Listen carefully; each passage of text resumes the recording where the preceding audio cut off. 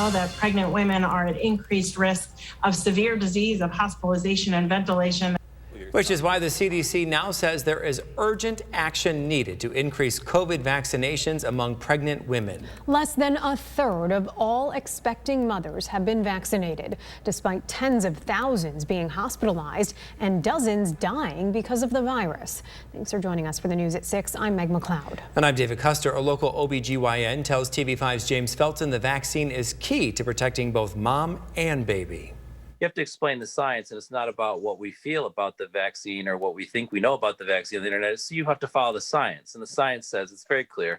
We should strongly recommend these vaccines to pregnant moms. Andrew Wagner is a OBGYN at Women's OBGYN in Saginaw Township. He fully supports the recommendation by the Centers for Disease Control that urges pregnant women to get vaccinated for COVID-19. Wagner says a COVID-19 infection could have a dire effect on them. There's an increased chance of hospitalization, an increased chance of entering or being admitted to the ICU, an increased chance of using a ventilator or needing a ventilator, all of which pose significant problems for a pregnant mom. Wagner tells us the vaccine won't harm the baby. He also says side effects for pregnant women are similar to the rest of the population. You're going to feel the same things that we feel when we get naturally sick, and that's kind of what we want.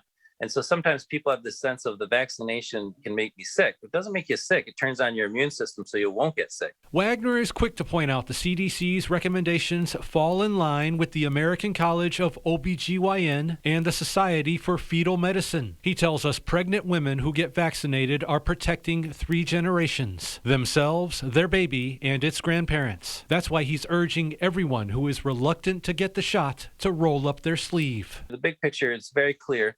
The evidence is all done. It's in. We got to stop denying it and just accept it.